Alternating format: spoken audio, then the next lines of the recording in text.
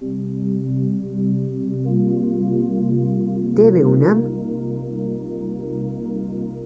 y Radio UNAM presentan un programa del Instituto Federal Electoral. Voces de la Democracia.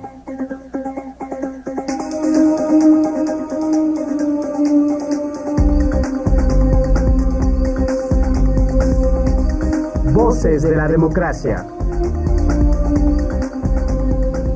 ¿Cómo están? Muy buenos días, soy María Elena Cantú, es un placer acompañarles aquí en Voces de la Democracia. En este año 2013, 14 entidades federativas van a vivir elecciones. En 3 estados de la República se van a renovar congresos y ayuntamientos y Baja California elegirá gobernador. ¿Cómo se ha dado el desarrollo democrático en los estados? ¿Con qué reglas eligen a sus representantes? ¿Por qué en México no existe un solo sistema electoral? Esto y otros temas vamos a platicar esta mañana. Quédense con nosotros en Voces de la Democracia y abrimos con nuestro reportaje. Voces de la Democracia @ife.org.mx.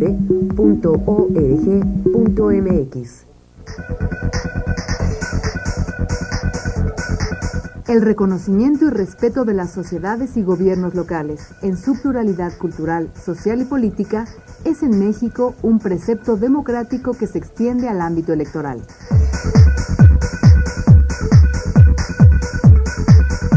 Respondiendo a este mandato republicano, cada entidad federativa tiene su propia autoridad electoral, sus órganos de dirección y funcionarios, su legislación y, claro, su calendario electoral. Este año, el 7 de julio, habrá elecciones en 14 entidades federativas: Aguascalientes, Baja California, Coahuila, Chihuahua, Durango, Hidalgo, Oaxaca, Puebla, Quintana Roo, Sinaloa, Tamaulipas, Tlaxcala, Veracruz y Zacatecas. En 13 de ellas se renovarán las alcaldías, salvo en Hidalgo, y exceptuando Coahuila, también se elegirán nuevos legisladores locales, mientras que en Baja California habrá además elección para gobernador. En total, estarán en juego una gubernatura, 441 diputaciones y 1,739 presidencias municipales.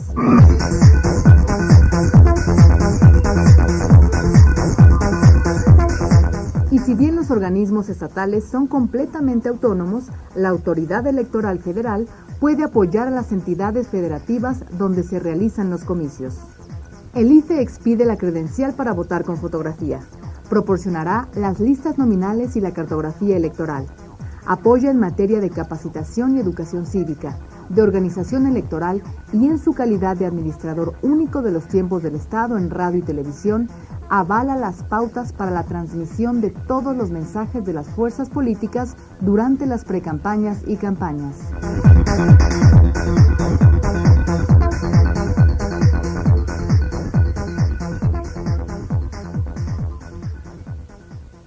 Voces de la Democracia @ife.org.mx.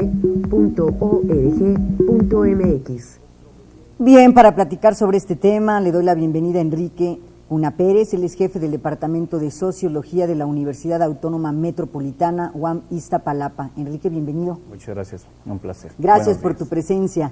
Gracias Fernando Díaz Naranjo, analista político, pero también consejero electoral, fundador del IFE, consejero electoral del Distrito Federal, más de 20 años en el mundo electoral. Fernando, bienvenido. ¿Qué tal? Buenos días, ex consejero electoral. Ex consejero electoral, así es.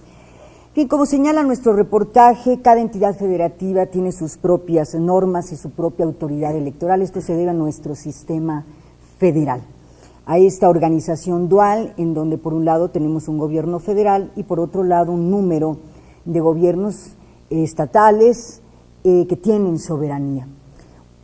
Preparando este tema me encontré con una frase que quiero compartir con ustedes y que nos puede ayudar mucho para entender uno de los propósitos del federalismo, que es dividir al poder, dice un estudioso, para salvaguardar la libertad. ¿Por qué es importante la división territorial del poder?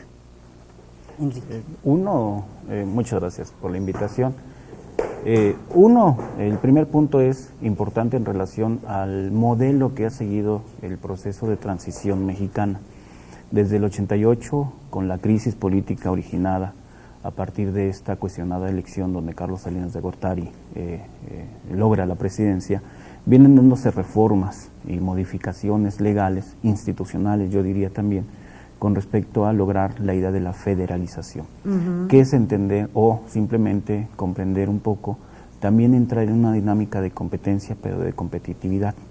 Antaño, antes del 88, por ejemplo, lo que tenemos es una franca competencia. Hay partidos políticos, pueden entrar en competencia, pero no tienen las condiciones básicas para ganar. Es decir, no existe competitividad. Después del 88 y a través de estas modificaciones que engendra también la capacidad del federalismo, es todo partido político puede entrar también, claro, siempre y cuando reúna las características y condiciones básicas legales, pero en segunda instancia puede entrar en la competencia y tiene capacidad para ganar. Es decir, puede también acceder a diferentes niveles de responsabilidad y representatividad popular. Eso es un poquito la lógica básica de la idea del federalismo, es decir, antaño se miraba todo desde el centro. Se palomeaba diputados, incluso diputados locales, presidentes municipales, ayuntamientos y demás, desde Los Pinos. Y eso era una constante del autoritarismo político mexicano. Pero poco a poco se ha venido dando lugar a, primero, una regionalización del poder político, segundo, una focalización o localización específica de problema y capacidad también de los sujetos para ser responsables. Cuando digo esto, digo simplemente como votantes, tener la posibilidad y entender que el sentido del voto es simple y sencillamente reconocido, es decir, tener el valor del sentido del voto. Y segundo, la responsabilidad que recae en ya no miro yo hacia arriba, como responsable popular, es decir, como representante, diputado, presidente municipal y demás, ya no solamente miro el poder del gobernador o el poder del presidente, sino también ya miro hacia abajo, es decir, ya miro hacia la responsabilidad que asumo con respecto a una básica tarea de rendir cuentas a la gente que me ha elegido. Creo que eso es el sentido institucional de la federalización. Segundo, sin embargo, también hay que decirlo de manera clara también, aún falta camino por recorrer. Se ha logrado cierta autonomía de los organismos electorales. Medimos académicamente se mide la autonomía en 4 niveles: autonomía política, autonomía financiera, autonomía jurídica y autonomía técnica. La autonomía política es de quien depende los responsables de los institutos locales que garantizan la equidad, la certeza y la imparcialidad en el juicio y en el juego político. Ya no dependen de los gobernadores, ahora dependen de los congresos. Y los congresos en su mayoría lo definen y lo seleccionan en función de mayorías calificadas. Esto quiere decir que si bien ahora existen organismos locales capaces de no solamente organizar, administrar recursos, calificar, pero además de ser los inminentemente responsables con respecto a la ciudadanía muy localizada de regiones o lugares específicos, esto quiere decir que los congresos son quien ahora asume el poder de decidir y de negociar positivamente la condición de responsabilidad político-electoral. La autonomía jurídica tiene que ver con administrar lo que los congresos locales señalan y congresos federales también. Es decir, y la autonomía, para proseguir un poco rápido, la autonomía financiera no tiene los institutos locales capacidad para decir cuánto va a gastar. Tiene la capacidad para sugerir y para gastar, pero los congresos locales son quienes también a su vez asumen la tarea de decir cuánto es lo que se va a gastar. Y por último, la más desarrollada de estas autonomías, que genera la federalización de los institutos electorales, es la autonomía técnica, es decir, la capacidad para organizar los procesos electorales, es la más desarrollada. Lo demás, como mirarás, los tres elementos anteriores de autonomía responden en gran medida los congresos locales. Es decir, le hemos minado el poder con las reformas existentes al presidente. Le hemos minado el poder a la centralidad, que se miraba en los espacios políticos específicos de la capital. Le hemos minado el poder a los gobernadores, pero le hemos otorgado a los congresos locales. Y entonces ahí tendríamos que centrarnos a discutir si los que están en los congresos locales son verdaderamente representantes de todo el conjunto de la población, o seguimos en manos de ciertos partidos políticos que en los congresos locales se manifiestan como tal. Esa es una pregunta que tenemos todavía por resolver. Ahí tenemos claroscuros. En efecto, Fernando, muchas cosas han pasado en los tiempos de la transición. Como bien señala Enrique, en el pasado gobernadores, ayuntamientos, congresos locales giraban en torno al centro, muchas cosas se decidían de acuerdo a la voluntad presidencial. Y luego vinieron los años de las reformas y de la transición. ¿Cómo calificarías tú el proceso democrático que se ha vivido en los estados? No todos avanzan de la misma forma y, como bien señala Enrique, hay claroscuros en mi proceso. Bueno, aquí desde mi punto de vista me parece que cuando se creó el Instituto Federal Electoral, no hay que perderlo de vista, que en sus primeros años organizaba no solamente las elecciones federales, que estamos hablando de presidente de la República, senadores y diputados federales, sino también le tocó organizar varias elecciones locales. Un ejemplo fue precisamente la del Distrito Federal, en donde salió electo el ingeniero Cuauhtémoc Cárdenas 97, en estamos hablando. 1997. Se creó posteriormente el Instituto Electoral Local aquí en la Ciudad de México, y así fueron creando organismos electorales locales en las entidades federativas.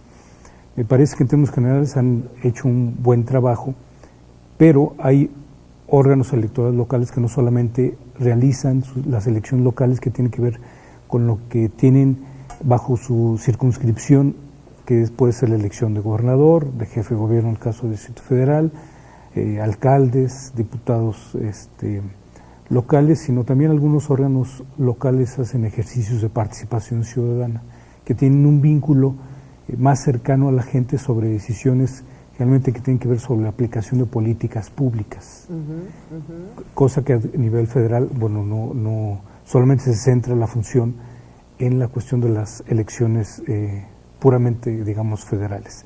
Sin embargo, sí existe un vínculo de colaboración a través de diversos convenios entre las autoridades locales y el órgano electoral federal, a través de, porque el uso, por ejemplo, de la credencial para votar con fotografía, pues es un instrumento que se utiliza a nivel federal y a nivel local.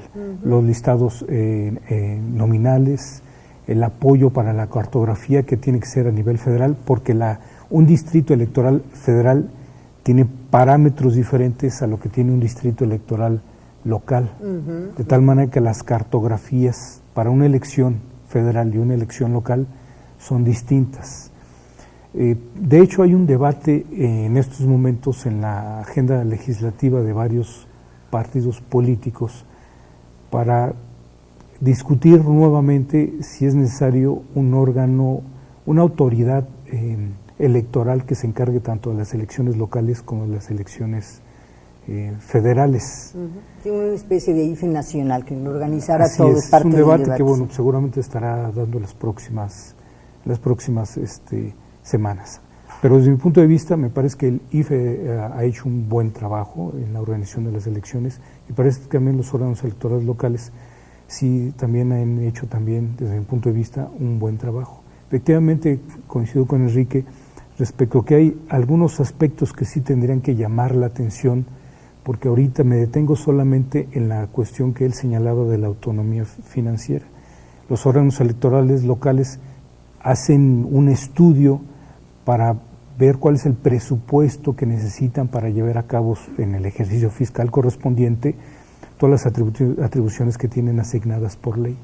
Lo proponen efectivamente ya sea a la Asamblea Legislativa del Distrito Federal, para el caso de la Ciudad de México, o al Congreso local, según la entidad federativa que corresponda, pero son estas últimas instancias legislativas las que deciden cuál es el presupuesto asignado. Eso sí, no tocan, por supuesto, las prerrogativas que les corresponden a los partidos políticos, claro, sino generalmente lo que se ve afectado, quitando las prerrogativas de los partidos políticos, que estén en un 35 a 40% de todo el presupuesto global de un órgano electoral, el resto es el que solamente está afectado.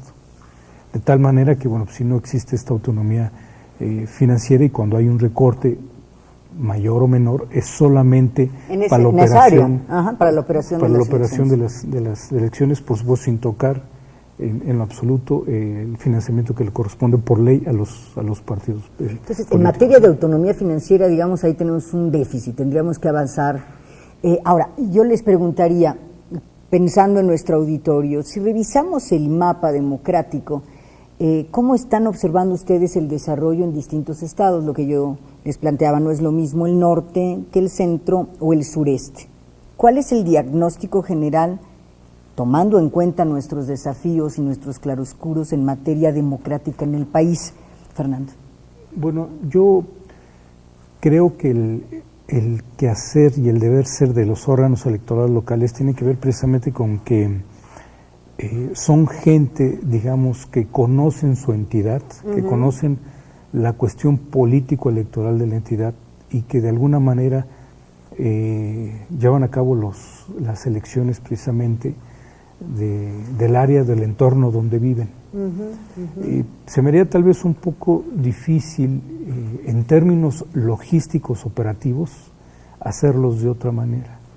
En alguna ocasión yo estuve trabajando en el Instituto Federal Electoral y yo estuve un tiempo comisionado al estado de Chiapas y entender los usos y costumbres para compenetrar con la gente y, por ejemplo, desde el programa de la credencial para votar con fotografía, desde tener diversas disposiciones con apoyos para la gente que hable tzotzil, otra lengua, etcétera.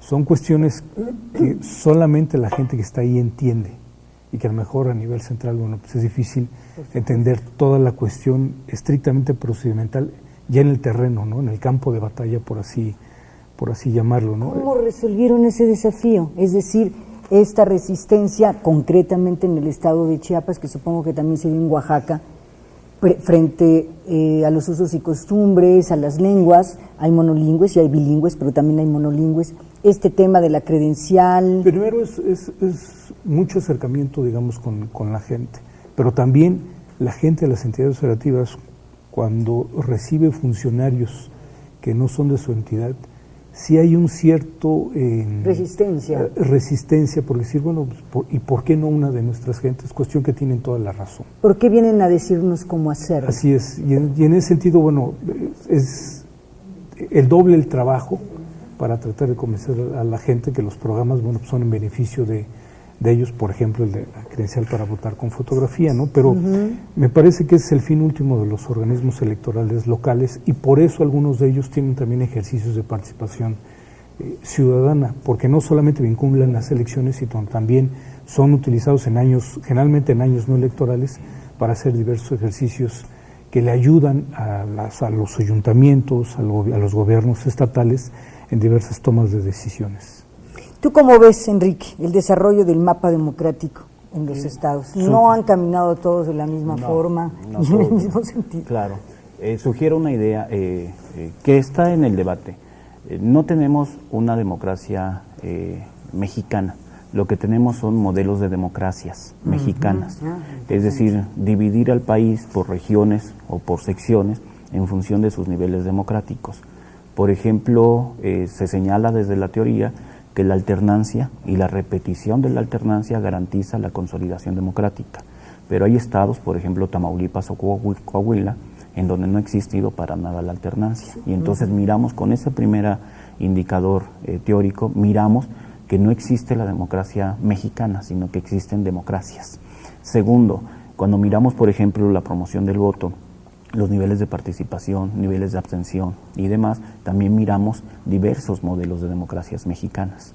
Por ejemplo, hay estados en donde participan más allá del 65 y 70% de la población y hay estados que rebajan por completo 35 o 40% de la participación electoral. ¿Dónde están ahí los elementos que juegan para dos asuntos que has tocado? Uno, para que en algunos estados no se haya dado la alternancia, y te preguntaría si eso significa que no ha caminado la democracia, y cuáles son los factores que inciden en los estados para una alta o baja participación. Claro, este indicador de alternancia no necesariamente garantiza la existencia, no, es un indicador teórico que manifiesta esta capacidad del modelo democrático para avanzar hacia su propia consolidación.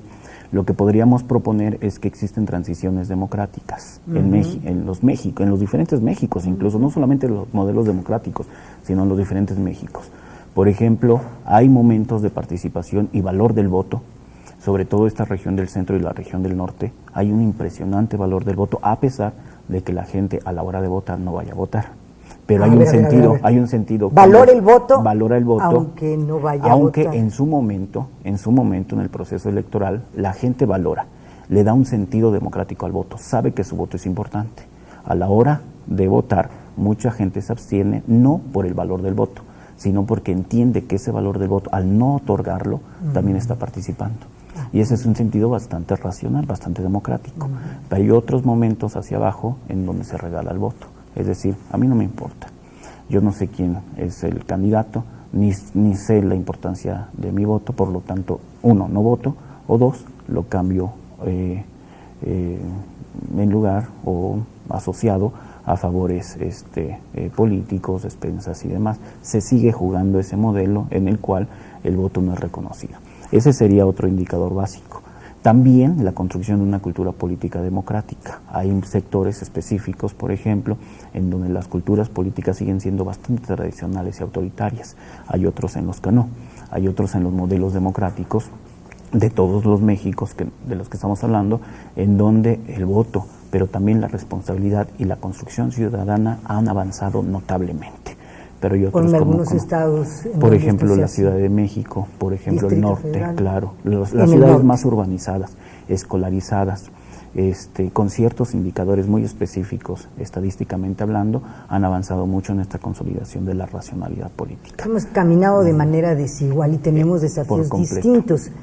Uno de los temas interesantes es que los ciudadanos no tenemos como muy claro que las entidades federativas tienen sus propias reglas. Vamos a hablar del tema de las reglas, las que sí tienen que cumplir por mandato constitucional y las que crean los congresos estatales.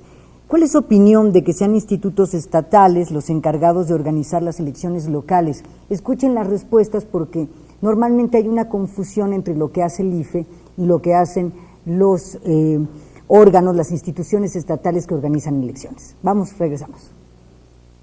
Voces de la Democracia, @ife.org.mx. Bueno, creo que está bien, es importante porque de alguna manera prevalece la autonomía y permite justamente que las particularidades de cada uno de los estados, pues bueno, sean priorizadas por estos institutos, ¿no?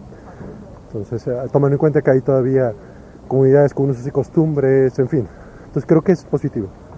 Creo que es mejor que sean organismos estatales que federales porque están más enterados de lo que pasa internamente en cada entidad. Pues el Instituto Federal Electoral tiene que vigilar lo de todo el país cuando son elecciones federales. Cuando son estatales le toca a cada estado el regular todo lo relacionado con la situación de gobernantes para cada estado. Pues yo creo que hay más honestidad, un poco más de objetividad en las elecciones, porque pues cuando son esas cosas cada quien tiene, ve por sus propios intereses, entonces. Bueno, mira, yo considero que hágalo quien lo haga, mientras sea conforme a derecho, está bien, no hay problema. Creo que está bien, creo que cada quien debe de manejar esa independencia en cuanto a su manera de gobernarse, creo que está bien. Pues está bien, ¿no? Que haya, pues, ¿cómo se llama? Organismos electorales en cada estado. Pues, porque así pues es más, organizado, ¿no? Yo me imagino que si le dejan todo el trabajo al IFE, pues, no sé, supongo que no se darían abasto, ¿no? Pues creo que está bien, tienen más control sobre las cosas a nivel estado. Pues es lógico que sean los organismos estatales, ¿no? Así está determinado el sistema electoral. Pues opino que está bien, mientras haya realmente confianza en esos institutos electorales. Voces de la Democracia, @ife.org.mx. Enrique, Fernando, ¿qué opinión les merece? Está bien, dice la mayoría, pero que se cumpla la regla, que sean transparentes, que sean confiables. ¿Qué tanto hemos avanzado en ese terreno de la confiabilidad? Yo creo que sí existe confusión entre la ciudadanía sobre quién es la autoridad electoral que lleva a cabo la elección.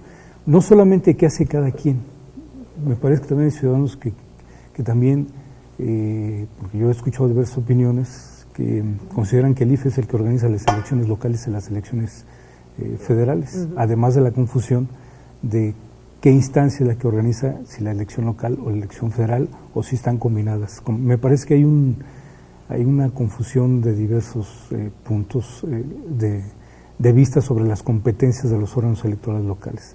Eso, en mi opinión, no es responsabilidad más que de los propios órganos electorales, quienes son los que tienen la tarea pues de difundir cuáles son sus funciones y sus actividades.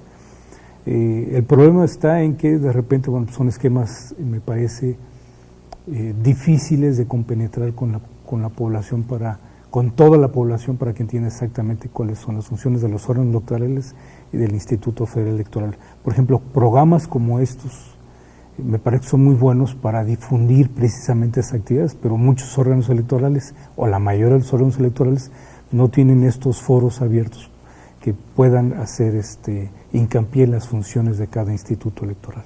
La importancia de esto, precisamente para tener un desarrollo en materia de cultura política, elevar la participación que hace cada quien, que sepan los propios ciudadanos para qué sirven sus instituciones, Enrique. Sí, y yo miro en la última intervención algo importante. Confío y está bien, siempre y cuando logren la confianza. Y eso es interesantísimo, no solamente la confianza en su desarrollo, es decir, de dónde se originan, cuáles son las funciones, sino sobre todo en su actuar cotidiano, porque eso es algo que se olvida por completo. Para el ciudadano mira de nuevo los procesos electorales cada 3 o cada 6 años, y sin embargo los organismos electorales locales y el federal están trabajando todos los días. Hay un dato muy interesante: la promoción del voto, la construcción de la ciudadanía, el desarrollo de una cultura política democrática, la obtención de la credencial. Esos son datos en donde se llevan gran parte de los recursos, y finalmente es parte de lo que verdaderamente tendrían que hacer los órganos electorales. Primero, organizar elecciones, pero garantizar que en esas elecciones concurran ciudadanos libres y sobre todo racionales políticamente hablando, es decir, informados, y que garanticen el sentido del voto para darle un sentido mucho más agresivo a la democracia. Y la confianza adopta ahí un papel sumamente importante. Antes del 2012, los diferentes estudios, encuestas y demás señalaban que el instituto asociado a la cuestión política más importante en términos de confianza era el IFE. Se le golpetea mediáticamente y entonces la gente empieza a decir, ya no es el IFE, ahora busco otros espacios, y uno de esos espacios puede ser bien recuperado los organismos locales. Es decir, los organismos locales pueden cubrir en el imaginario de la población ese espacio que el IFE poco a poco va dejando, y que finalmente pueden ser asumidos por los organismos locales para garantizar: yo soy, en principio, el mediador entre la democracia y tu voto. Y segundo, la construcción y la consolidación de una cultura democrática basada sobre todo en esos espacios culturales asociados a ese pequeño estado, a esa pequeña localidad y demás, que finalmente conocen perfectamente los organismos locales. Lo que estoy diciendo simplemente también es que los organismos locales tienen que ser mucho más agresivos en tomar ciertas posiciones con respecto a su actuar. Conocen perfectamente el campo, conocen perfectamente el Estado, saben culturalmente hablando de los problemas básicos. Hacia allá tienen que estar dirigiendo también sus baterías para involucrar al ciudadano con respecto al modelo democrático mexicano. Ahora, ¿con qué trabajan los institutos estatales en materia electoral? Con las normas que establecen los congresos locales, pero no solamente con esas normas. En 1996, tú lo viviste, Fernando, se reformó el artículo 116 constitucional, y hay una serie de preceptos básicos que están establecidos en la Constitución que deben respetar todos los estados de la República Mexicana, además de que crean sus propias leyes. Voy a citar algunos para que platiquemos sobre, digamos, la importancia de los principios que todos deben respetar. Las elecciones deben realizarse mediante sufragio universal, libre, secreto y directo. Las autoridades electorales que realicen el encargo debe ser bajo los principios rectores de la certeza, imparcialidad, independencia, legalidad y objetividad. que las autoridades electorales y las jurisdiccionales que resuelvan las controversias en la materia gocen de autonomía en su funcionamiento e independencia en sus decisiones, que los partidos políticos reciban en forma equitativa financiamiento público, que se fijen límites a los gastos de los partidos en campañas y precampañas, en fin, son muchos, pero ¿cuál era el propósito del legislador en 1996 y el mensaje que le envía a los estados para decirles sí, tienes autonomía, puedes crear tus propias reglas, pero cumples esto que le interesa, digamos, al Estado? Bueno, desde mi punto de vista es que el legislador estableció principios rectores en la Constitución, que si bien hay un Código Federal de Instituciones y Procedimientos Electorales, también hay códigos electorales estatales en donde, siguiendo este marco normativo de estos principios que deben estar plasmados en cada una de las legislaciones electorales locales, en la federal está y en las locales están también, y de ahí me parece que el engranaje puede ser diverso, ya basándonos en estos principios, tal vez en la forma de organizar las elecciones en algunas entidades federativas. Por ejemplo, tú debes observar los principios de objetividad, de transparencia, de equidad, pero a nivel de entidad federativa, bueno, ellos dejan a salvo qué día llevan a cabo y en qué momentos llevan a cabo sus procesos electorales locales, por ejemplo, ¿no? Entonces me parece que esta norma general que está establecida en la Constitución es una obligación que tienen tanto los órganos electorales locales como el órgano, como el Instituto Federal Electoral para la organización de las elecciones. ¿Qué se buscaba? Un mínimo, un piso mínimo para que, digamos, el desarrollo democrático tuviera cierta homogeneidad. ¿Cuál era el propósito desde tu punto de vista? Principios básicos de la democracia. Tres momentos interesantes, destaco, no minimizo los demás, tres momentos: imparcialidad, legalidad, que eran dos de las demandas más básicas de la población antes del 96.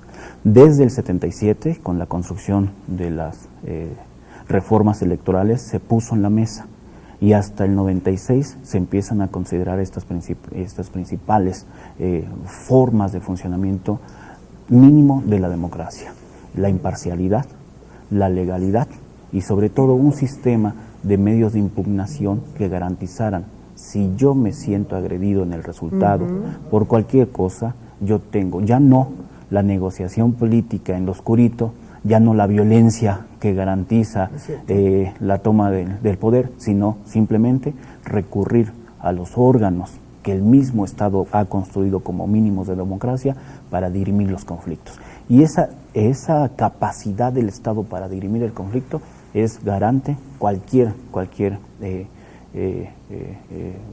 en cualquier momento es garante de la civilidad política y sobre todo de la democracia mexicana. Ahora, Enrique, efectivamente se resuelven los conflictos con tribunales locales, pero la última palabra la tiene la Sala Superior del Tribunal Electoral del Poder Judicial de la Federación. ¿Qué opinión te merece que el legislador en 1996 haya dicho, efectivamente, tú acudes a tus tribunales, pero también un tribunal federal tiene la última palabra, interviene en la solución de conflictos? Claro, y eso le da también no solamente la federalización, sino la capacidad también técnica de la separación de los poderes. Y eso garantiza también el segundo camino que no miramos, solamente estamos mirando en este momento por la trayectoria y el sentido del programa también, nada más la cuestión del diseño institucional electoral, pero también hay otro momento interesante que es la separación de los poderes.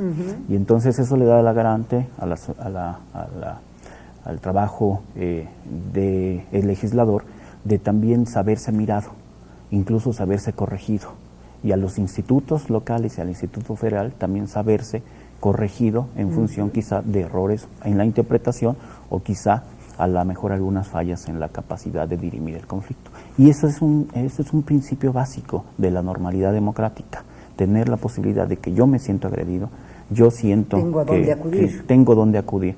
Y la última palabra, y creo que es lo más valioso, se respeta la palabra del juez, que mirando la cualidad jurídica ha determinado quién ganó, quién perdió o simplemente qué pasó. Y eso es importantísimo. Lo que vemos nosotros en estos últimos años es que llega hasta su último momento e instancia y de ahí todo lo respeta. Es impresionantemente valioso, porque ya no hemos mirado, por ejemplo, el conflicto político posterior. Llega la última palabra y ya no viene la violencia como antaño se miraba, o simplemente el regreso a la clandestinidad como antes del 77, no, sino simplemente, bueno, y vamos a la otra pelea electoral, y vamos. ¿Tú lo viviste, Fernando? Es decir, en estos 20 años, ¿cómo se ha dado? Con todo y que este proceso que bien apunta Enrique pasa por lo siguiente: quien a veces tiene en la toma de decisiones un asunto electoral, los máximos órganos de dirección de los institutos electorales locales, tal vez por mayoría, tal vez por unanimidad, lo acuerdan de tal manera. El tribunal local puede confirmar el acto o puede, modificar lo que primera instancia la resolvió, que es la local. Ajá. Y todavía el Tribunal Electoral del Poder Judicial de la Federación es la última instancia y puede estar de acuerdo con el Tribunal Local o puede confirmar o no lo que decidió el órgano político administrativo. Entonces estas tres instancias, digamos, que confluyen, me parece que es muy interesante porque en el entorno de las tres se dan debates en favor o en contra, y generalmente son las mayorías de dichos órganos colegiados los que determinan la decisión final. Inclusive en el Tribunal Electoral del Poder Judicial de la Federación, como última instancia que dirime los conflictos electorales en nuestro país, ha resuelto casos que corresponden por una mayoría de votos, y por ser la última instancia, bueno, pues es la mayoría, con todo que unos magistrados iban en otro sentido, es la última instancia, se hace definitiva, inatacable la resolución que emitan, y con ello, bueno, es cosa juzgada, y como bien dice Enrique, bueno, pues pasamos al siguiente proceso electoral o lo que siguiente que nos ocupe, ¿no? A ver, tú viviste cuando acatar la ley, pues no era la regla. ¿Cómo podríamos valorar esto de lo que dice el juez se respeta y entonces la vía del conflicto ya no aparece en el escenario? ¿Cómo esto ha ayudado al desarrollo democrático del país, a acatar la regla de todos los jugadores? Que son las propias instituciones que han sido fortalecidas, y me parece que, nos guste o no, si una última instancia con personal altamente calificado dirime las diferencias de los diversos actores políticos que contienen en un proceso electoral, establecen, digamos, la última palabra, y que los actores sean los primeros que acatan las reglas, me parece que eso habla bien de los institutos, de los tribunales y por supuesto también de los actores políticos. De los propios jugadores. Que tienen ya un cauce común para dónde dirimir sus diferencias.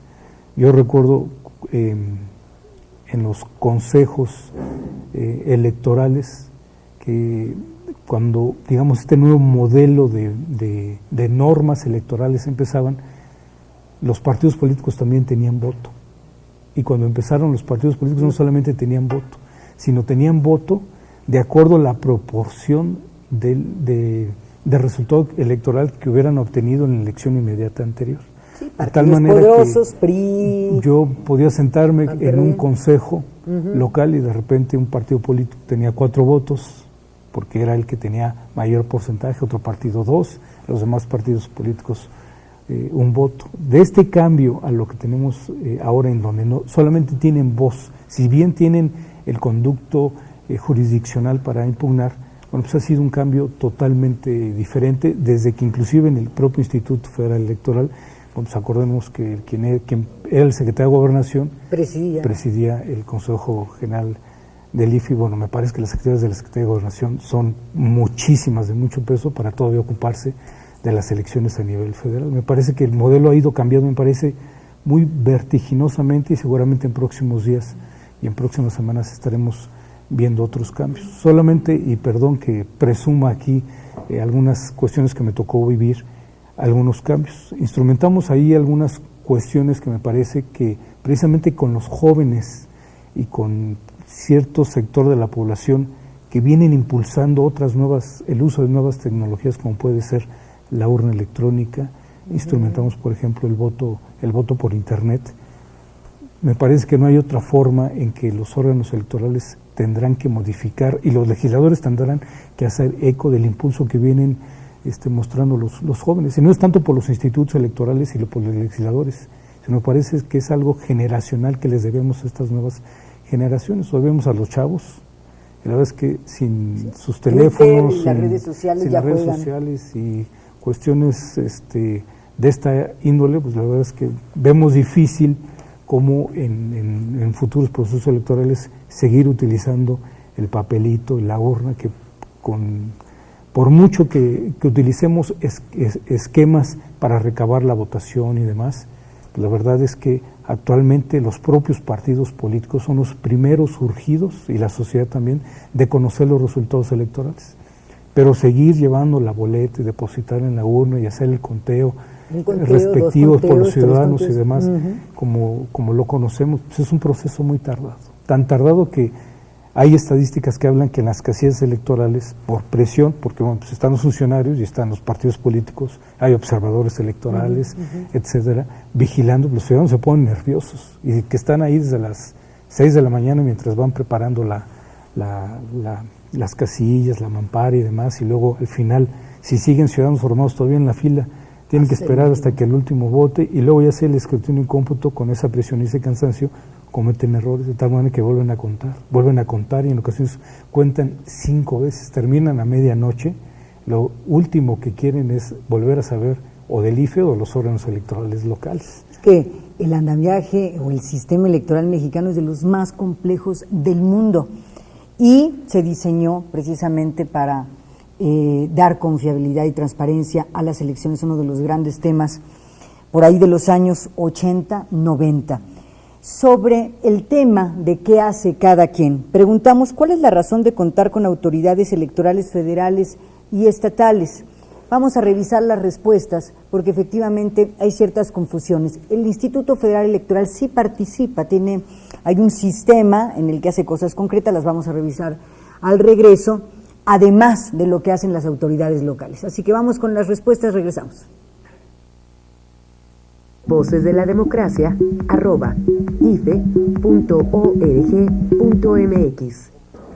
Pues que se regulen los procesos como de acuerdo a la región y no como un proceso global, porque hay diferencias contextuales y no se pueden manejar en un solo organismo. Para poder regular los procesos electorales que se susciten en el país, ¿no? O sea, si no hubiera esas autoridades electorales, sería un completo caos porque todos tendrían diferentes opiniones y no habría una forma de regularlo. Pues que se tiene un mayor control sobre la participación ciudadana, ¿no? Y sobre los procedimientos que conlleva a cabo un proceso electoral. Pues que en los procedimientos electorales hay mayor transparencia. Esto conlleva a más confianza para la ciudadanía y más control de las mismas cosas. Sobre todo por la responsabilidad que a nosotros nos compete como ciudadanos, porque si vivimos en un país debemos de ser responsables en nuestras decisiones, por lo tanto debe de estar distribuida en todo en su territorio, entonces está bien esa distribución, locales y federales. Para evitar conflictos, nada más.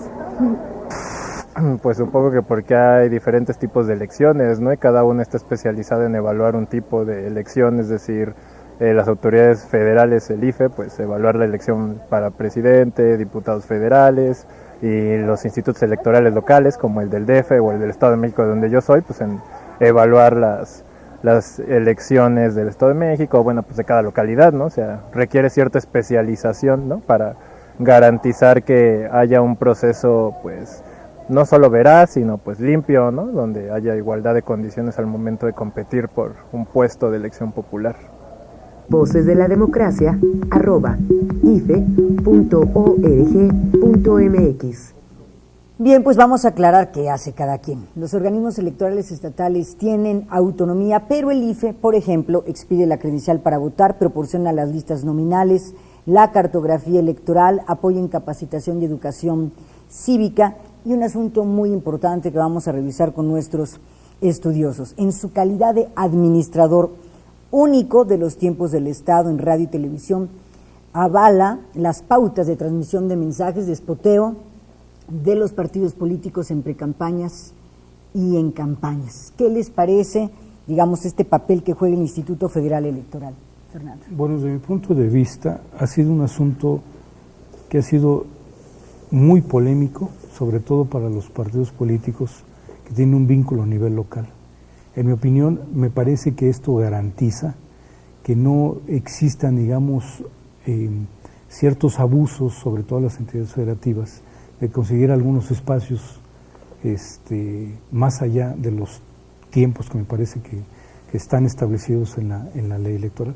Por eso que me parece que dejarlo solamente al Instituto Federal Electoral y hacerlo abierto, porque participan las entidades federativas en ello, vigilan las entidades federativas, los partidos políticos vigilan estos procesos, me parece que lo hace de una forma transparente, en donde que si bien de repente a los partidos políticos que en alguna campaña, en competencia electoral en alguna entidad no les parece mucho, me parece que da una transparencia y genera un equilibrio y una equidad en la contienda electoral para todos los actores. Me parece que todos salen beneficiados con esta regla.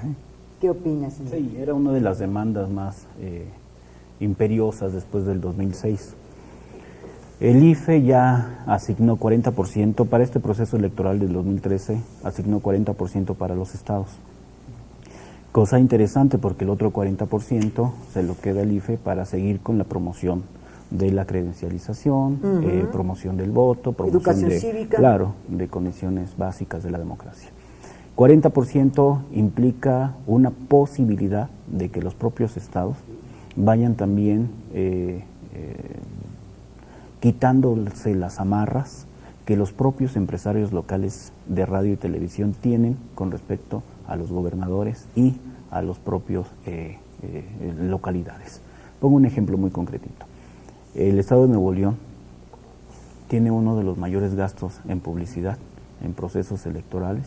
Con esta nueva modalidad, el estado tendrá que sujetarse a lo que el IFE diga. Es decir, ya no el gobernador va a crear compromisos personales, contratos específicos de asignación publicitaria para beneficiar con su difundir las obras de su gobierno para quizá beneficiar al partido del cual proviene, sino simple y sencillamente reglas equitativas con respecto a una competencia en la cual todos tienen la misma facultad y sobre todo la misma posibilidad de llegar a la población a través de estos medios. Y eso es lo importante. Y esa es una de las demandas más interesantes que logró la reforma 2007-2008. Ese es uno de los momentos más importantes de esta nueva etapa de la democracia mexicana. Aún hay cosas que también se tienen que mejorar. Pero el tema de los medios efectivamente fue crucial. Con todo lo que hemos hablado, hacia el final del programa me gustaría su diagnóstico, su análisis sobre lo que vamos a vivir en el 2013. Tamaulipas, Coahuila, Veracruz, Oaxaca, Aguascalientes, Durango, Tlaxcala, Zacatecas, Chihuahua, Hidalgo, Sinaloa, Baja California, Puebla, Quintana Roo, son estados que vivirán elecciones. Con todo lo que hemos conversado esta mañana, ¿cuál es tu diagnóstico, Fernando? ¿En dónde observas desafíos, en dónde observas avances? Bueno, yo creo que el mayor desafío de los organismos electorales locales, en donde celebrarán estas elecciones, me parece que tiene que ser la participación ciudadana. Me preocupa tal vez un poco el norte, por la situación que bueno, pues todos conocemos y que bueno, para un órgano electoral local me parece que es enfrentar una doble responsabilidad. Primero, hacer que los ciudadanos tengan confianza y que participen en las elecciones y que ojalá así lo puedan hacer, pero del lado del órgano electoral local me parece que es una gran responsabilidad. Sin embargo, bueno, yo tengo, estoy convencido de que bueno, los órganos locales entregarán buenas cuentas. Ahí están los partidos políticos en las contiendas, estarán en las contiendas electorales, tienen verificativo el 7 de julio, si no mal recuerdo. Así es, y en ese sentido, bueno, seguramente también habrá una cobertura especial de los medios de comunicación, como cada vez sucede en los procesos electorales, y bueno, la gran mayoría elige diputados locales, eligen los ayuntamientos, solamente en el caso 13 ayuntamientos y congresos y solo un gobernador. De gobernador, tal manera que es un proceso electoral interesante.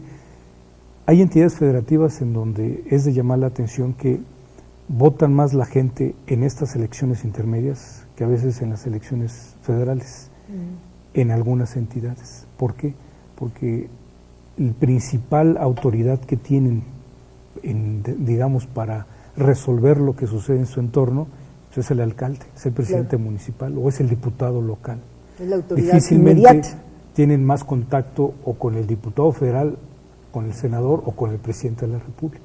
Solo sucede en algunas entidades federativas. Entonces sucede algo muy, muy curioso en algunas entidades de cómo vota la gente o cómo existe ya en estas alturas el voto diferenciado. Seguramente a raíz de que pasen estas elecciones podremos ver cómo votó la gente en estas mismas entidades a nivel federal el año pasado y cómo vota por sus, digamos, autoridades próximas, que son los alcaldes, que son los diputados locales, que veremos que no necesariamente deben de parecerse, ¿no? Yo he estudiado casos, por ejemplo, en dos entidades federativas en donde a lo mejor por alcalde y diputado local votan por el partido A, por gobernador votan por el partido B y por presidente votan por el partido C. Entonces eso resulta sumamente interesante porque también encontramos cómo la gente empieza a ser no solamente una participación de ir y voy y voto a la elección, sino también cómo voto yo en la elección. Y aunque algunas sean concurrentes, pareciera de que me pasaron, como es el caso del Distrito Federal, a ver, ahí te van 3 boletas para jefe de gobierno, diputado local y jefe de delegación. Sino nomás las 3 boletas federales en casillas diferentes, pero generalmente en un mismo local, presidentes, senadores, diputados, con todo y que sean en el mismo día, en los mismos horarios, en el mismo local, con los vecinos, generalmente la gente vota pues, por partidos distintos. ¿Tu mirada, Enrique? Sí, sin ninguna duda. ¿Cómo estamos votando? Este proceso electoral local es importante. Se tiende a minimizar y a mirar y focalizar la mirada a aquellos eventos donde se designa al presidente, a los senadores y los diputados federales. Pero este tipo de eventos también son sumamente importantes, no solamente por lo que bien dice Fernando, sino también porque en los congresos locales es donde se mira problemas muy cercanos de la gente. La seguridad, el empleo, programas de empleo, a lo mejor la deuda pública de los estados, todo se mira ahí. Y entonces es por eso que también tenemos que empezar a remirar con mucho cuidado desde múltiples planos de la ciudadanía, de la academia, de los espacios sociales, a mirar con mucho cuidado lo que sucede. Porque también en esos procesos locales es donde también se miran los principales problemas. Por ejemplo, poderes factuales que agreden y que intervienen directamente. Hay un riesgo y una demanda de ciertos sectores de la población con respecto a que se permita las candidaturas independientes reguladas por los propios organismos locales. Ese tema es más intenso. Es muy puntilloso porque se piensa que son más fáciles de permitir la entrada de ciertos recursos que provienen necesariamente de espacios ilegales, bueno, vamos a nombrarle.